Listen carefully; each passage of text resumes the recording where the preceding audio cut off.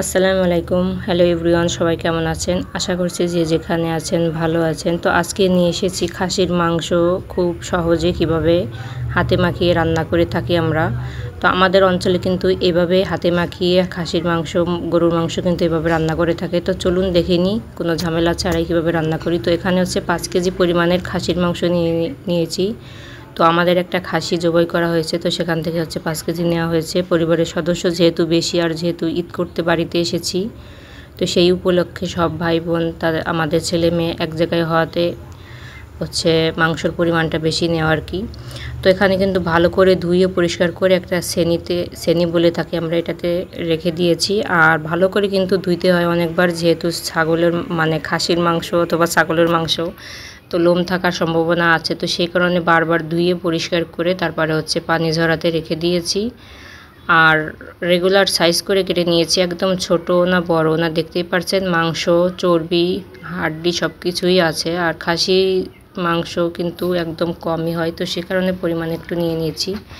আর আজকে হচ্ছে মাটির চুলায় রান্না হবে, এই কারণে বড় একটা পাতিলে নিয়ে নিয়েছি। লবণ, হলুদ, গরম মশলা সব কিছু দিয়ে দিচ্ছি। আর এখানে কিন্তু রেগুলার যে মশলাগুলো আমরা ব্যবহার করি সেগুলো হচ্ছে দিয়ে দিয়েছি। এখানে আদা বাটা, রসুন বাটা, পেঁয়াজ বাটা, জিরা বাটা, তারপরে তেল, এগুলো সব কিছু মিক্সড করে মাখিয়ে কিছুক্ষণ সময় রেস্টে রেখে দেব। তাহলে মাংস রান্নাটা কিন্তু খুব সুন্দর এবং মজা হয় খেতে। আর এই যে বললাম যে আদা রসুন বাটা, পেঁয়াজ বাটা, তারপরে গোটা পেঁয়াজ কুচি, এগুলো সব কিন্তু দিয়ে তারপরে হচ্ছে রেস্টে রেখে দেব। আর যেহেতু আজকে মাটির চুলে রান্না করবে সেহেতু স্বাদের কথা বলা লাগবে না আপনাদের।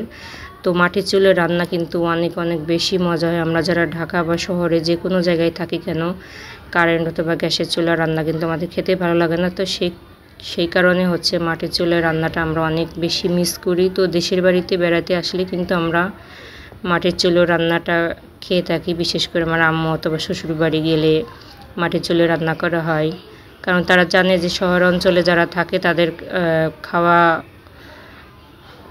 অনেকটা মজা হয় না মাটির চুলে যেভাবে রান্না হয়। তারপরে টাটকা খাবারও কিন্তু শহরে পাওয়া যায় না।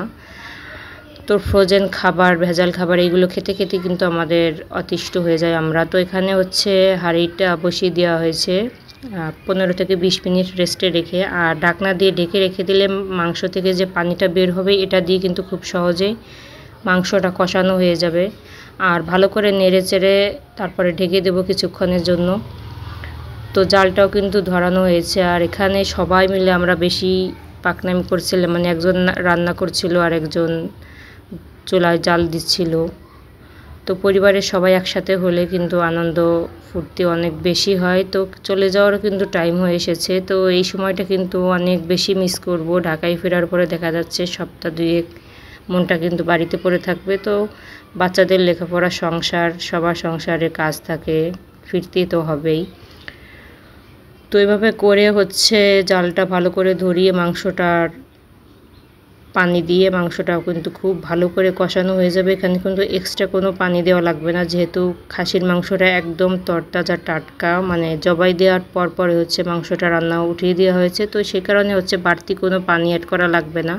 তো এখানে হচ্ছে বড় কোনো ঢাকনা পাওয়া যাচ্ছিল না, এই কারণে যে ছেনিটায় মাংস রাখা হয়েছিল সেটা দিয়ে আমি ঢেকে দিয়েছি। তো এই যে দেখুন অলরেডি কিন্তু পানি বের হতে শুরু হয়েছে। তো এই পানি দিয়ে হচ্ছে মাংসটা খুব ভালো করে কষিয়ে নিব। আর মাংসর কালারটা কিন্তু জোস হয়েছে, মানে হাতে মাখিয়ে মাংসটা উঠিয়ে দিলে এত মজা হয়। আর আমি কিন্তু সব সময়ের জন্য কিন্তু হাতে মাখিয়ে মাংসটা উঠিয়ে দিই ঈদ কোরবানিতে রান্না করলে। তো ভালো করে উল্টিয়ে পাল্টে নেড়ে দিচ্ছিলাম, কারণ নিচের মাংসগুলো কিন্তু সিদ্ধ হয়ে যাবে তাড়াতাড়ি। তো এই কারণে ভালো করে নেড়ে চেড়ে মাংস, উপরের মাংস নিচে আর নিচের মাংস উপরে উঠিয়ে দিচ্ছিলাম, যেন সম পরিমাণের মাংসটা ভালো করে কষানো হয়ে যায়।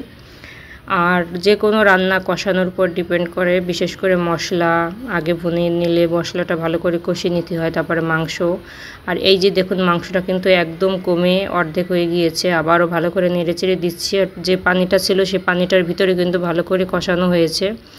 তো এখন একটু মোটামুটি পানি আছে, তো সেটা টানার পরে ঝোলের পানি দিয়ে দেবো। তো এইভাবে করে কিন্তু বারবার নেড়ে চেড়ে নিচ্ছিলাম যেন রান্নাটা খুব ভালো হয়, মজা হয়। যেহেতু এত কষ্ট করে মাটির চুলে রান্না করছি আর খাওয়ার জন্য সবাই অপেক্ষা করছে, মাটির চুলের রান্না বলে কথা। তো আমার খুলনা অঞ্চলে কে কে আছেন সবাই কমেন্ট বক্সে এসে কমেন্ট করে যাবেন। চ্যানেল থেকে দেখলে চ্যানেলটি সাবস্ক্রাইব করে পাশে থাকা বেল আইকনটি প্রেস করে দিবেন, আর পেজ থেকে দেখলে পেজটি ফলো দিয়ে পাশে থাকবেন।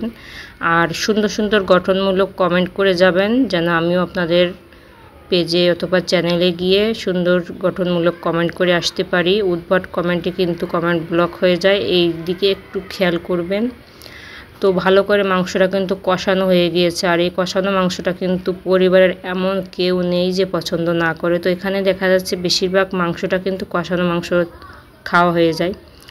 তো এখানে হচ্ছে নাড়তে নাড়তে কষ্ট হয়ে যাওয়ার পরে ভাবি এসে হেল্প করতেছিল। তো মাংসটা একদম কালারটা দেখার মতো মানে পুরোপুরি কষানো হয়ে গিয়েছে। তো এখন হচ্ছে ঝোলের পানি দেওয়ার পালা, মানে কতটুকু ঝোল রাখবো সেই অনুযায়ী পানি দিয়ে নেব। যেহেতু 5 কেজি পরিমাণে খাসির মাংস, সেই কারণে যতটুকু ঝোল প্রয়োজন ততটুকুই দিব। আর কেউ চাইলে এখানে কিন্তু পানিটা একদম সামান্য পরিমাণে দিতে পারেন, মানে মাংসটা যতটুকু সিদ্ধ হতে লাগে। অনেকে ভুনা খেয়ে থাকে, তো আমরা যেহেতু লোক সংখ্যা একটু বেশি, একটু ঝোল টাইপের রাখবো। তো এখানে কিন্তু পানিটা কুসুম গরম পানি দিয়ে দিয়েছে, আপনারা চাইলে নর্মাল পানিও দিয়ে দিতে পারেন।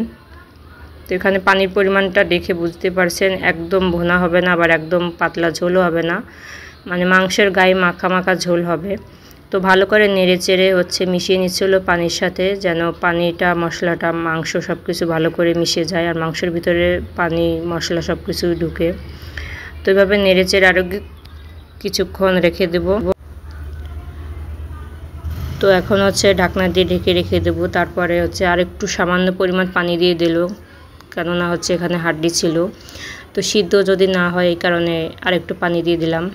আর এখন হচ্ছে রান্নার শেষে দেখুন কালারটা কত সুন্দর এসেছে মাশাআল্লাহ। আর স্টিলের ডিশ বলে কেউ কিছু বলবেন না, কারণ স্টিলের ডিশ অথবা বোল যেটাই বলি, এটাতে কিন্তু খাওয়া অনেক স্বাস্থ্যকর। তো কাচের বোল ডিশ এগুলো বের করা অনেক টাফ, কষ্ট, ধোয়া, ঝামেলা, সেই কারণে হচ্ছে স্টিলের ডিশে বেড়ে তারপরে হচ্ছে আমি ভিডিওটার ক্লিপ নিয়ে নিচ্ছিলাম।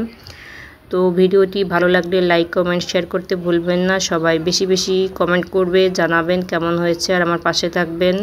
নিত্য নতুন ভিডিও দেখে কমেন্ট করবেন, আর অবশ্যই চ্যানেলটি সাবস্ক্রাইব করে পেজটি ফলো দিয়ে রাখবেন। আল্লাহ হাফেজ, থ্যাংকস ফর ওয়াচিং।